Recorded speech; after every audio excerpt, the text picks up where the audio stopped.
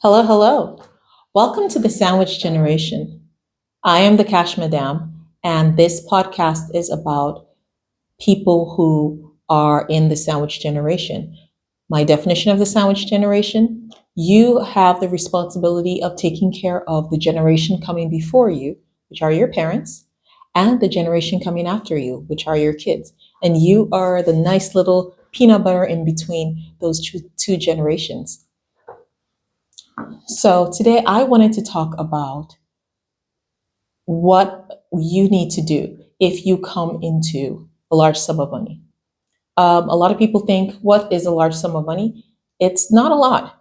It could be an extra $500. It could be an extra $5,000.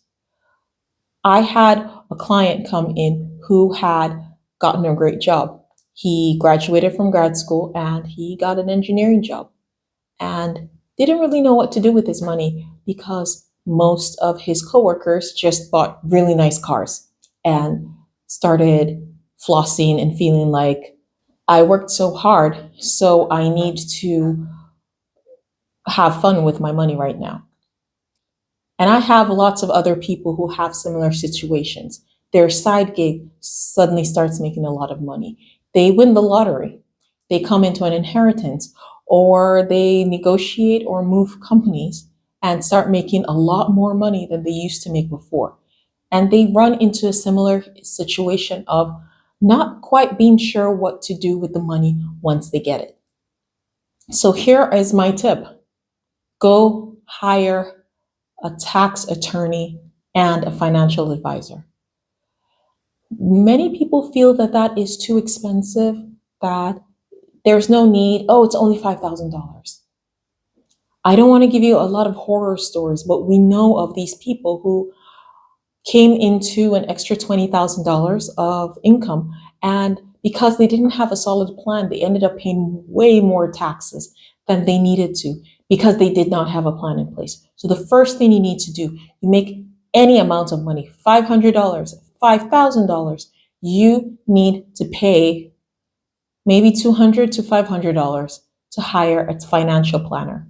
That financial planner is going to help you come up with goals and things that you want to do in your future in the next 10 years, in the next 20 years, in the next 50 years, so that you have a track that you need to get to. They will help you know how much money you should save for your retirement. So many jobs, if you are an employee, you have a 401k and your company tends to match that. So they'll give you a percentage that here's your goal of where you need to match. Many people who are self employed do not know how to work with their IRAs or Roth IRAs, of how to save with that. This is where your financial planner will help you. They'll let you know how much is too much, how much is a little.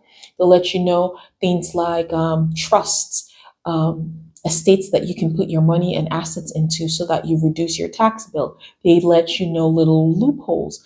They'll help you secure your assets for your children. There's just so much a financial advisor or a financial planner can help you with. Here's the key: you have to make sure that your financial advisor or planner is accredited. Please do not let it be a relative. There's always a relative that will say they'll help you. No, get a professional to do that. Sit with them for an hour. They'll come up with a great plan for you. Do that. Get it out of the way. You probably won't need to see them again for another couple of years. Get your plan set. The second thing you need to do is talk to a tax accountant. You need to know how much your new tax bill is. You need to know how much your new tax bill is. Most people don't know. So if you were making 50,000 and suddenly you're making 75,000, how much do you owe? If you work as an employee, many times your HR department or some part of your accounting department might be able to help you a little bit with this, and they automatically withdraw money from your paycheck to help with your tax bill. Sometimes, especially if you're self employed, there's nobody doing this for you. Or you are employed, but then you have a side gig that's making a significant amount of money. You may not know the tax implications of that side job will be. So make sure you talk to a tax attorney so that they can let you know how much you need to put aside so that you can not get a really nasty surprise come tax season. Another thing that a tax attorney, a tax accountant or attorney can help you with is they can help you know what kind of deductions you can make. Did you know that this office can be written off as part of your tax because I use it only for work? This is an expense. So I can actually write off a square footage of my home as an office, as an office expense. And so that goes off of my tax bill. If I use my car mainly for my job, like when I was in real estate, my car was mostly like was my work tool. That the mileage that I was using was written off. There are just so many things that you can write off that you don't know, that you don't need to pay for first, you don't need to pay for, but you can write it off as a tax liability so that your tax bill goes lower. There are so many little loopholes and legal loopholes and things that you can do to reduce your tax bill so that you don't get a nasty surprise. Many people are paying for things they don't need to pay for because they don't know. So I say the 200, 500 bucks, depending on where you live, it's worth it. Hire the person, spend an hour with them, pick their brain, ask a ton of questions, and then you are armed with something that you can now execute. So always talk to a professional. There are a ton of good licensed tax attorneys, licensed financial planners that you can talk to.